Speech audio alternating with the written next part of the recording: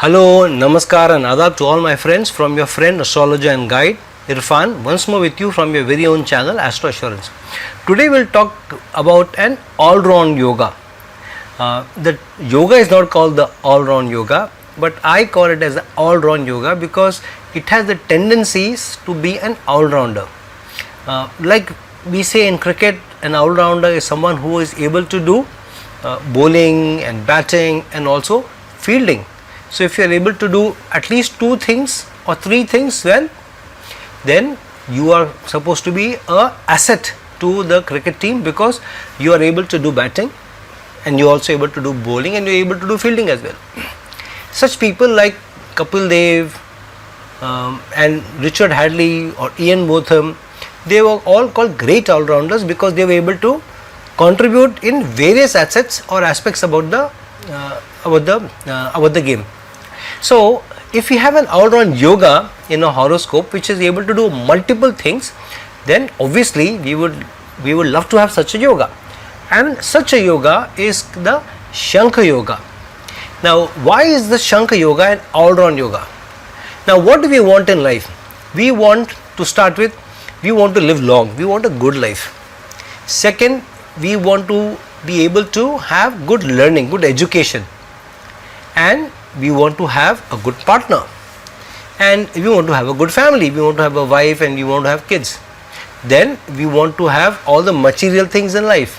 We want cars, we want lands, we want houses, and we want to do this in a right manner if possible, in a righteous manner. We don't want to do some shortcuts or use shortcuts or manipulations in a life to attain what we want. So in attaining the woman that we love in our lives, or even the man, we don't want to manipulate or cheat or show ourselves different from who we are. We don't want to cheat people to acquire money. We don't want to do shortcuts to acquire houses and cars.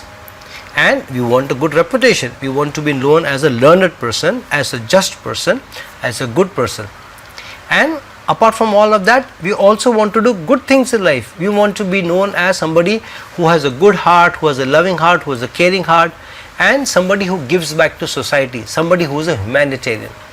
So the yoga that I am going to discuss today is a all-round yoga which has all of it. It is able to give you a good life and a long life. It is able to give you good knowledge, especially in the sciences. It is able to give you a good spouse and children. It is able to give you all the material aspects, that comforts that and the luxuries you want in life. Plus it will also give you a good reputation, respect linked to humanitarian causes. And what more do you want if it is able to give you all this? Such a yoga is the Shankha yoga, as I said, and it is based on some planetary placements which will allow the yoga to function and manifest. So what is the Shankha yoga? The Shankha yoga says that the lords of the 5th house and the 6th house should be in Kendra to each other. If the lord of the 5th house and the 6th house are in Kendra to each other, and if the Lagna lord is placed strong and well placed, then the Shankha yoga is created and it manifests. The stronger the Shankha yoga, the more riches, the longer life, the more healthier life, the more reputation, the more humanitarian work, the good respect, and a good family. All of this are promised to you. So but the key is what planets are involved, what strengths of the planets are involved. So the first thing about the Shankha yoga is the 5th lord and the 6th lord should be in Kendra to each other, and they should be strong in degrees. That means they should be between 10 to 25 degrees in strength, and they should also be in Kendra to each other, and if possible in mutual aspect to each other. So they should be 1st to 7th to each other. Then it is a very, very good yoga. Second thing, the Lagna lord should be strong. That means it should not be combusted, it should not be debilitated, it should not be in conjunction with any negative aspects or malefic aspects such as with sun. To some extent sun is not such a strong malefic, or even Mars, but especially it should not be in conjunction with Rahu or a Ketu or a Saturn. Then the Shankha yoga is to large extent spoiled, and doesn't give you good benefits or gives you very, very slow benefits. And who wants slow benefits? If you have the riches in life, but when you are 70, 75, what is the point of having such a yoga? So 5th and 6th lord in mutual aspect of Kendra to each other, and lord of the Lagna strong. Let's see some examples how the Shankha yoga manifests. If it's an Aries Lagna, then 5th and 6th lord are Sun and Mercury, and if Sun and Mercury get into a mutual aspect or Kendra to each other, then a strong yoga is formed. So for example, if Sun gets into the 4th house in Cancer and Mercury gets into the 10th house in Capricorn, then the Shankha yoga is formed, especially if Mars is also placed strongly. Say for example, Mars is placed in the 11th house in Aquarius, then a strong Shankha yoga is formed. Now Sun and Mercury being in Kendra to each other, with being the 5th lord and the 6th lord, means firstly the 5th lord means ability to take chances in life, and the 5th house also represents speculative actions and actions in the line of something that you love to do and you want to do those. And 5th house is also about public performances. That means somebody who does well where large media, large number of population or large number of people is concerned. That is the 5th house. And when Sun gets involved, then it gives you the leadership also, because Sun, the 5th house is also represented by the Sun. So it becomes a very strong yoga because the Sun is the lord of the 5th house in Aries Lagna. 6th house represents what? It represents your service, your career, your job, and your ability to be able to handle inimical situation, inimical colleagues, inimical competition, and inimical people who are working behind your back. So the stronger the 6th house lord, the stronger your ability to be able to overcome all sorts of negative energies behind your back and to be able to overcome them and do well in your career and your job. That is the 6th house energy, and in the line of service, trying to contribute and do well for the general society. And Mercury rules the 6th house. So if Mercury is in Kendra to Sun and Mercury lies in the 10th house in Capricorn, then Mercury plays a very strong part in reflecting the work ethics and how you represent your career, how you work in your workplace, and what qualities you bring to your workplace. So firstly, such a person becomes very, very analytical. He has a very strong analytical eye. He is able to pinpoint even the smallest of things, and he is able to find out or identify the smallest of chances or opportunities coming to him.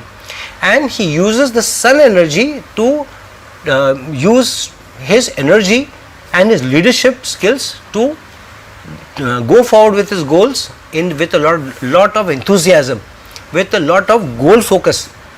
And with Lagna Lord being Mars, and if Lagna Lord is in the 11th house, which also represents, which is an Upachaya house, house of extended society, house of gains, then such a placement is a very, very strong placement for long-term benefit, stability, leadership, analytical ability to identify opportunities even where others are not able to, and use the small opportunities and milk them for prosperity and abundance.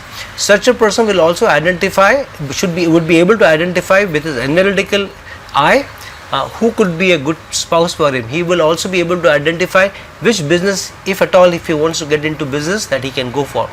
He will be able to identify who could be his right partners in business. He will be able to identify what kind of colleagues are suitable for his temperament and for his work. And with that eye and the leadership of the Sun and the go-getting spirit of Mars, this is a winning yoga all the way. However, sometimes it so happens, if the ascendant changes, say instead of Aries you have the Taurus ascendant. Now what happens for a Taurus ascendant? For a Taurus ascendant, the 5th lord becomes Mercury and the 6th lord becomes Venus. Then the equation changes. Now if Mercury and Venus are in mutual aspect to each other, what do? Mercury continues its analytical ability, its ability to be able to identify situations, opportunities, whereas the 6th lord Venus is able to identify where you can gain the maximum out of from a opportunity perspective. Venus is the planet of material gains. So such a person will be able to find material gains in houses and lands. He may invest in property and make a lot of money.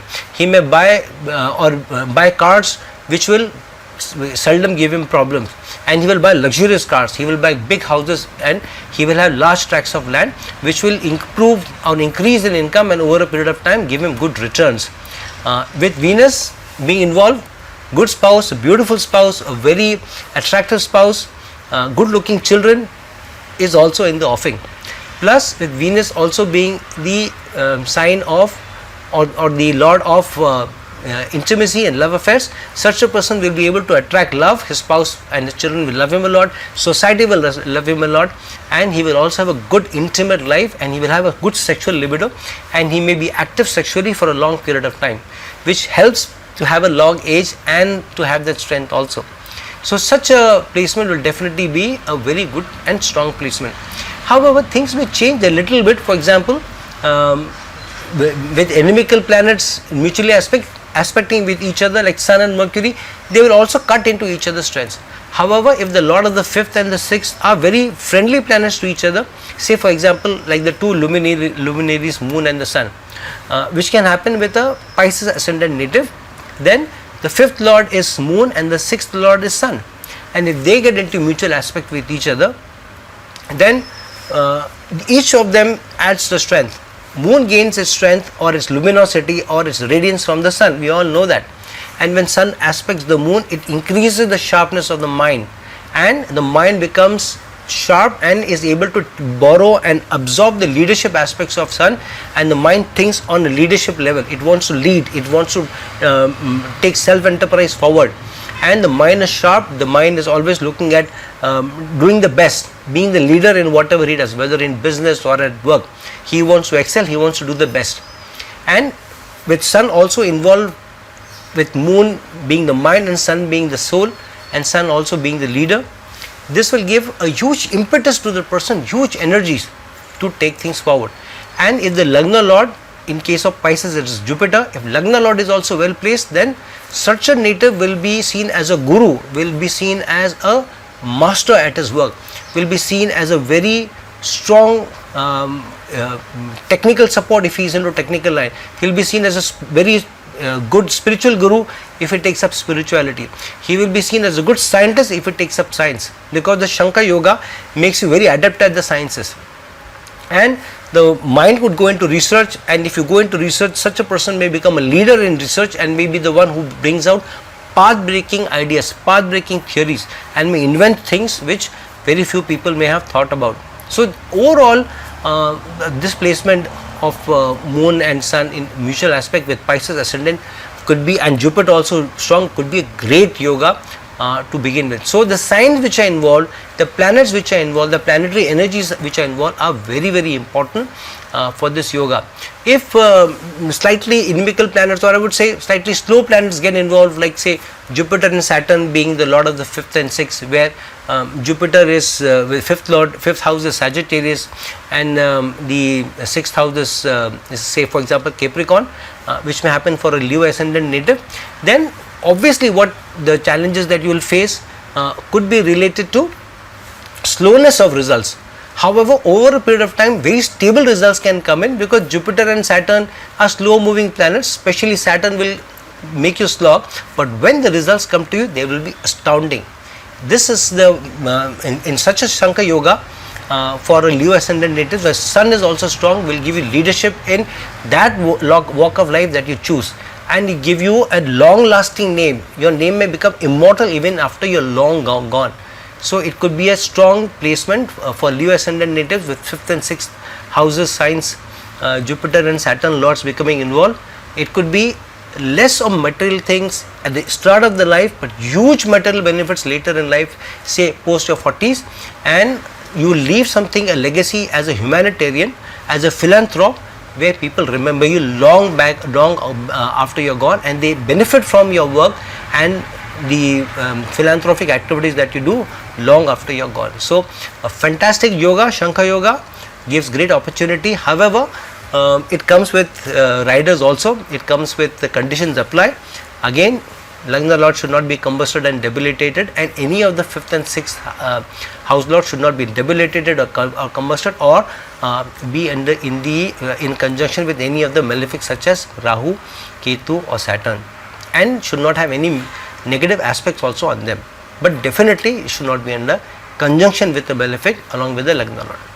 So friends, this is my analysis of the Shankha yoga and how benefit it could be for you, and how you could utilize it in the line of or the direction of what the planets are pointing towards. One important thing about the Shankha yoga and to strengthen the yoga is to ensure that you when you are looking at speculative actions, you don't try and use shortcuts. You don't use any unethical practices which a good Shankha yoga anyways will gives you, but with a slightly weak Shankha yoga, you may move towards trying to get into shortcuts and try to make a quick buck, and you may lose the plot. So keep your ethical behavior, never compromise on your ethical behavior, because your ethical behavior coupled with your smartness and your shrewdness and your tactical brain can take you forward.